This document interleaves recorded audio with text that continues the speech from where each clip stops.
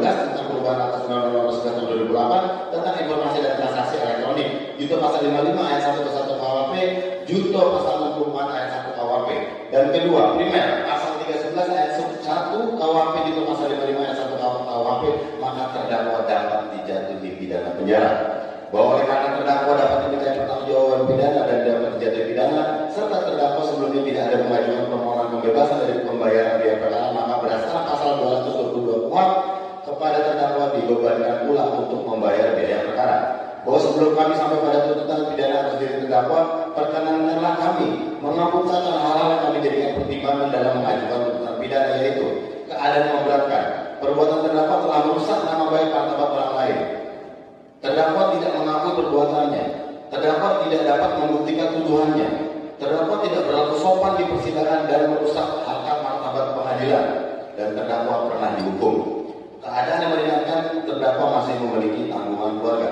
5 tuntutan berdasarkan uraian yang dimaksud, kami penuntut umum dalam perkara ini dengan memperhatikan ketentuan undang-undang yang bersangkutan untuk dan atas nama negara menuntut supaya Majelis Pengadilan Negeri Jakarta Utara yang memeriksa dan mengadili perkara ini memutuskan: 1. Menyatakan terdakwa Dr. Haji Rahman Arif Nasution SH/SHG MA PhD telah terbukti secara sah dan meyakinkan bersalah melakukan tindak pidana, mereka melakukan dan menyuruh melakukan yang turut serta melakukan perbuatan dengan sengaja dan terpaham mendistribusikan dan atau mentransmisikan dan atau membuat dapat diaksesnya informasi elektronik dan atau dokumen elektronik yang memiliki muatan penghinaan dan atau pencemaran nama baik yang ada hubungannya sedemikian rupa sehingga harus dipandang sebagai satu perbuatan lanjut, dan mereka yang melakukan dan menyuruh melakukan dan turut serta melakukan perbuatan jika yang melakukan kejahatan pencemaran atau pencemaran tertulis dibolehkan untuk membuktikan apa yang dituduhkan itu benar, tidak membuktikannya dan tuduhan dilakukan bertentangan dengan apa yang diketahuinya.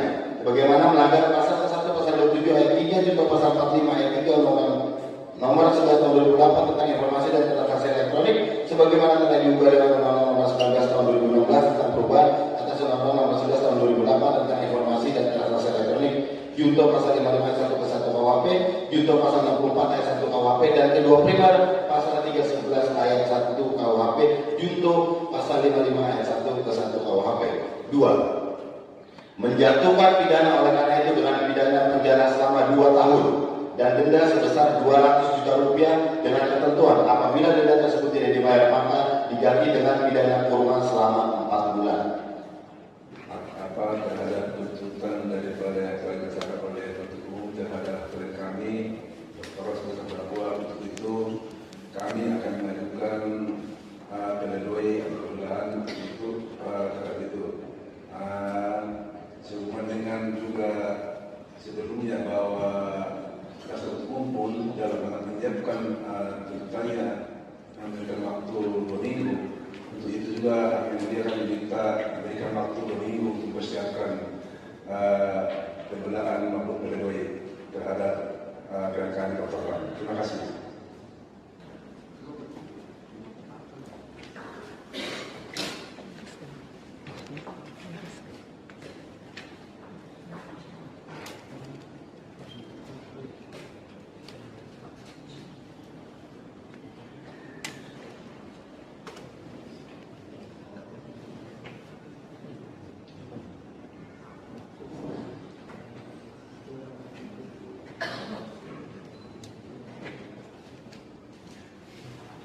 Baik ya, setelah majelis bermusyawarah, kami akan memberikan waktu sama seperti yang diminta oleh penuntut umum, sama kami berikan, tapi dengan catatan apabila di tanggal tersebut tidak selesai, kami anggap tidak mengajukan. Ya, tidak ada perpanjangan, kami akan melakukan persidangan berikutnya di hari Selasa tanggal 29 Juli 2023. Ya, seperti itu. Ya. Baik, kemudian terima kasih. Ya, tapi kesepakatan kembali kita akan mulai tetap 09.15 paling lama kami sudah akan memulai. Siapapun yang tidak hadir kami akan lanjut.